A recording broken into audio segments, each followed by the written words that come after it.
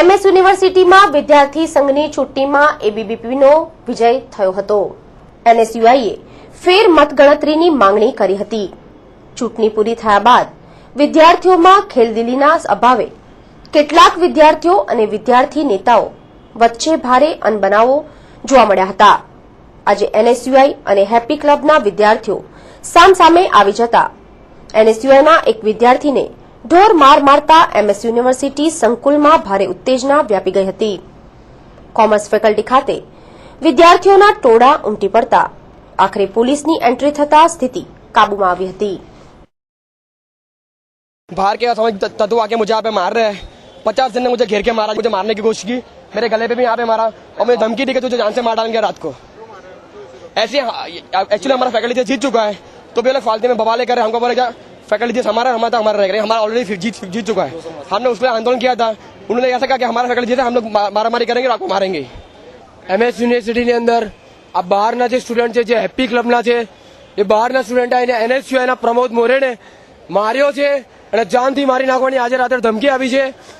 તો હું પોતે એઝ અ ફેકલ્ટી જે તરીકે આજે હું મેનેજમેન્ટ સામે ફરિયાદ કરવાનું છું કે જે બહારના સ્ટુડન્ટ છે એમને કોમર્સ ફેકલ્ટી કે એમએસ યુનિવર્સિટી અંદર પ્રવેશ આપવામાં ના આવે અને જો આપવા દેવામાં આવશે તો એનએસયુઆઈ દ્વારા ઉગ્રમાં ઉગ્ર આંદોલન કરીને પોલીસ ફરિયાદ કરી દેવામાં આવશે. એમએસ યુનિવર્સિટીના પરિણામ જાહેર થયાના બીજા દિવસે પણ વિદ્યાર્થીઓ વચ્ચે જૂથ અથડામણના બનાવો બનતા યુનિવર્સિટી સંકુલમાં સુરક્ષાના મામલે અનેક સવાલો ઉપસ્થિત થયા હતા. આજે સવારે એમએસ યુનિવર્સિટી કોમર્સ ફેકલ્ટી ખાતે હેપી ક્લબ અને એનએસયુઆઈના વિદ્યાર્થીઓ વચ્ચે હારજીતના મામલે ચકમક થતા મામલો ઉગ્ર બન્યો હતો અને હેપી ક્લબ તેમજ એનએસયુઆઈના વિદ્યાર્થીઓ સામસામે આવી ગયા હતા અને વિદ્યાર્થીઓમાં ભારે ભાગદોડ મચી જતા મામલો જાહેર રોડ પર આવી જતા મારામારીના ફિલ્મી દ્રશ્યો સર્જાયા હતા. ઘટનાની જાણ સયાજીગંજ પોલીસને થતા પોલીસ અધિકારીઓને ઘટના સ્થળે દોડી આવ્યા હતા. જ્યારે જાહેર રોડ પર એકબીજા વિદ્યાર્થીઓ હાથમાં પથ્થર લઈને દોડતા જોવા મળતા જાહેર માર્ગો પર લોકટોળા જામી ગયા હતા. આ મારામારીમાં એનએસયુઆઈનો વધુ એક વિદ્યાર્થી ઘાયલ થયાનું જાણવા મળ્યું હતું. મામલો આગળ વધે તે પહેલા પોલીસે મામલો સંભાળી લેતા રાહદારીઓ અને વાહન ચાલકોએ રાહતનો દમ ખેંચ્યો હતો.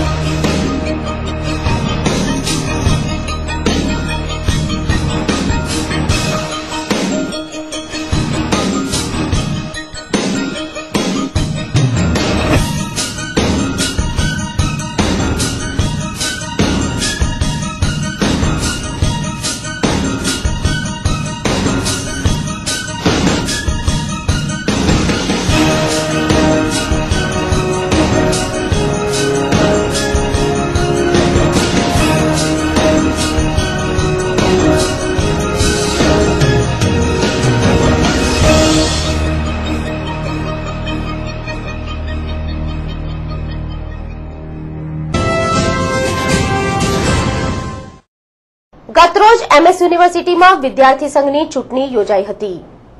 એમએસ યુનિવર્સિટીની કોમર્સ ફેકલ્ટીમાં એફજીએસ માટે હેપી ક્લબના ઉમેદવારની હાર થતા હેપી ક્લબના વિદ્યાર્થી નેતાઓએ રીકાઉન્ટિંગ કરવાની માંગણી કરી હતી અને ડીન સમક્ષ રજૂઆતના પગલે આજે રીકાઉન્ટિંગ યોજવામાં આવ્યું હતું, જેમાં પરિણામ યથાવત રહેતા હેપી ક્લબના વિદ્યાર્થીઓ ભારે નારાજગી જોવા મળી હતી.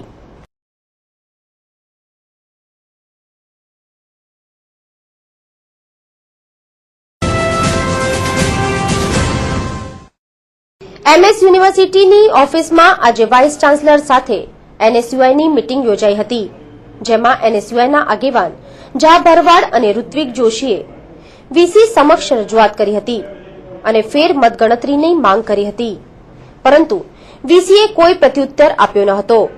વધુમાં ફેર મતગણતરી અંગે વીસી તેમજ ઇલેક્શન ઓર્ગેનાઇઝ કમિટી બેઠક મળી હતી, પરંતુ તેમાં કોઈ નિર્ણય લેવાયો નથી, જ્યારે આ અંગે એનએસયુઆઈના આગેવાનોએ શંકા વ્યક્ત કરી હતી કે ગણતરીમાં ઘોટાળો થયો છે.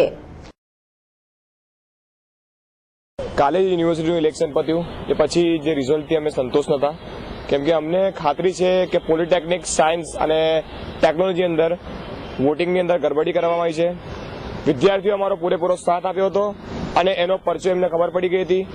ભારતીય જનતા પાર્ટીના MP બાળુ શુક્લ એ ખુદ સામે આવી ગયા છે અને અમારા વિદ્યાર્થી પરિષદ અમારા વિદ્યાર્થીઓ પર દબાણ કરી રહ્યા છે અને આમાં વોટિંગમાં ગડબડી કરાવડાઈ છે.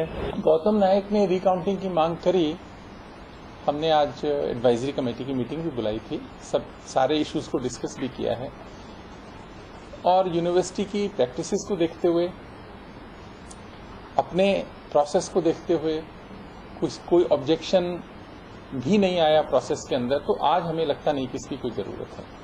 ખરેખર જે ઇલેક્શન થયું છે એમાં જેમ વાત કરીએ તો હું અને ગૌતમ બંને જ આગળ હતા 2500 વોટથી, પરંતુ ખબર નહીં ક્યાં એ લોકોએ શું કર્યું છે અને આખરે અમારો અધિકાર છે કે અમે રિકાઉન્ટિંગ માંગીએ, પરંતુ આજે વીસી સર એવું કહે છે કે રિકાઉન્ટિંગ નહીં મળે. જો એ અમને આપે છે તો એમને નીચેની પેનલ CR સુધીના રિકાઉન્ટિંગ આપવા પડશે. રિકાઉન્ટિંગની માંગણી લઈને આવ્યા હતા, કારણ કે યુનિવર્સિટીના વિદ્યાર્થીઓએ જે વિશ્વાસ મૂક્યો છે એનએસયુઆઈની પેનલ પર, ગૌતમને ભૂમિકા પર. ગઈકાલે તમે જુઓ કે 7 રાઉન્ડ સુધી એનએસયુઆઈનો લીડ બતાવતા હતા. જે બ્લોક યુનિવર્સિટી દ્વારા મૂકવામાં આવ્યું એ બ્લોક પર પણ 7 રાઉન્ડ સુધી ગૌતમ અને ભૂમિકા બંને આગળ જતા હતા, પરંતુ ટેકનોલોજી ફેકલ્ટીની જે મતપેટીઓ ખુલી અને ત્યારબાદ જે પણ ગડબડ થઈ છે એના માટે વાઇસ ચાન્સેલર સાહેબનું ધ્યાન દોરવાયા હતા.